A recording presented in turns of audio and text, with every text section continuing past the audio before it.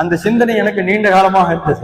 அதனால அந்த மாதிரியான அக்காயிது அடிப்படை பேசிக்கான விஷயங்களை ஒன்று திரட்டி ஒரு நூல் மக்களுக்கு இந்த சமுதாயத்துக்கு தர வேண்டும் அப்படிங்கிற ஒரு ஆர்வம், அந்த ஆர்வத்தின் அடிப்படையிலே சிறந்த ஒரு நூலை எழுதியிருக்கின்றேன் சகோதரர்களே. அந்த நூலுக்கு பெயர் மூப்பு இறப்பு தீர்ப்புன்னு வச்சிருக்கேன்.